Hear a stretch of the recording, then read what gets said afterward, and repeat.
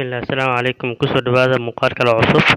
Muuqaalkan waxaa ku hadli doonaa qayb ka mid ah sida aad ugu shaqaysan lahayd e-commerce-ga, sida Facebook-ka, Instagram-ka, Twitter-ka, TikTok-ka, intaas aad u ganacsan lahayd.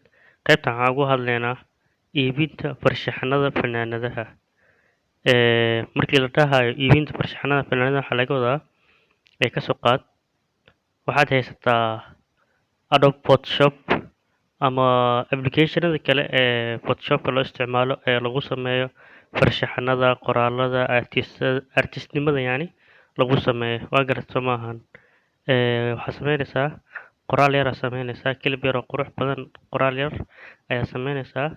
Qoraalkaas yar, farshaxankaas ayaa waxaad ku dul qoraysaa fanaanada ku dul qoraysaa.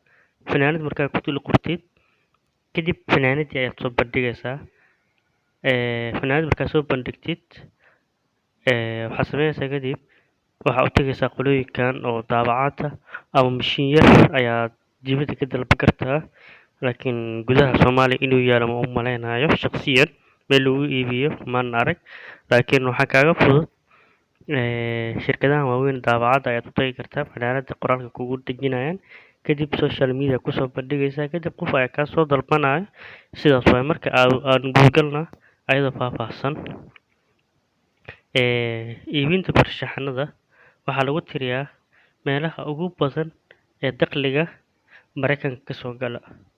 Waxaa jira intaasoo platforms oo Mareykanka ka samaysan kuwaasoo iibiya farshaxanada fanaanadaha, waayo mostly dadka Mareykanka waxay xirtaan fanaanada ayay xirtaan. Waa garato maahan.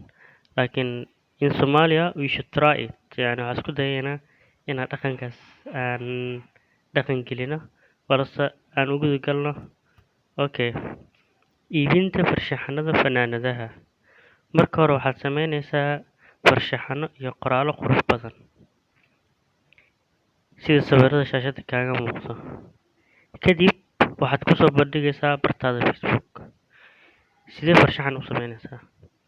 Farshaxan waxaa u sameyn kartaa hadaa haysatid oo telefoonka ay kugu jiraan applicationada graphic designerska, Canva oo kale, Photoshop oo kale, carabi ahaan Al-Musammim Al-Carabi application la ayaa jiro. Applicationada hadaa haysatid wax badan ayay ka anfacaysaa. Waa garato maahan. Haddii aad u baahan tahay sida loo isticmaalo iyo sida loo naqshadaynayo hadaa u baahan tahayna ii soo dir emailkan kusoo dir mahir22q@gmail.com macluumaadkaada kusoo dir ama commentiga hoose noogu dhaaf. Okay, marka hore waxaad sameynaysaa farshaxano iyo qoraallo qurux badan sida sawirada kaaga muuqda shaashada.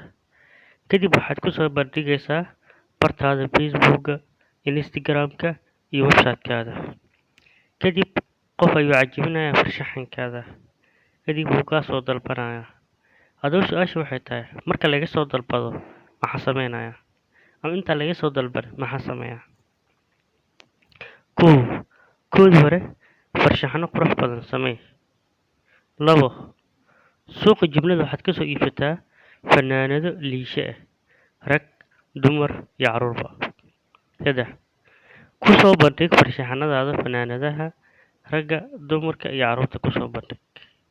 4, kadib farshaxankaada markaad ku soo bandhigto fanaanadaha, kadib ku soo bandhig baraha bulshada iyo website-ka aad adiga leedahay. 5, marka lagaa soo dalbado fanaanada kalarkeeda iyo farshaxanka, waxaad sameynaysaa fanaanada liishaha ee kalarka lagaa soo dalbaday ayaad qaadaysaa. Kadib waxaad tagaysaa shirkadaha daabacadda sida Sanjad ama Madbacadda Ummadda. Kadib farshaxankaada iyo fanaanada u dhiib ayaga kugu daawacaya. Farshaxankaada ayaa u geynaysaa, fanaanada ayaa u geynaysaa, way kugu daawacayaan.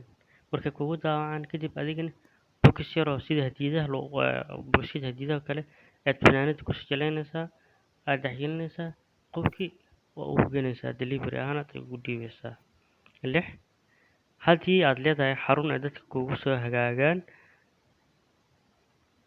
dadku way ku imaan karaan, fanaanada toos ayaa kaaga qaadan karaaba. Haddii kale waxaad u sameyn kartaa geesmo bilaash ah sida mooto bajaaj inaad ugu dhiibtid haddii gobollada dalka ay joogaan inaad gaarigooga aad u saartid. insha allah cashirkan intaas ay ku ogyahay. Waxaan rajeynaya inaad fahanteen, waana barnaamij aad u macquul ah.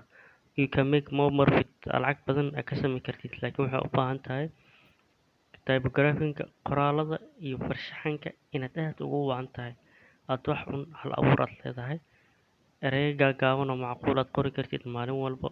Ma garato maahan, ereyo soo jiidasho leh, qoraalo qurux badan, kalro yacni design-ka in aad ugu qurxoon tahay. I hope insha allah inaad ka wada faa'iidaysataan. Assalaamu calaykum waraxmatullaahi tacaala wabarakaatuh. Channelka inaad like saartaa ilaawin, subscribe, like, share. Mahadsanid.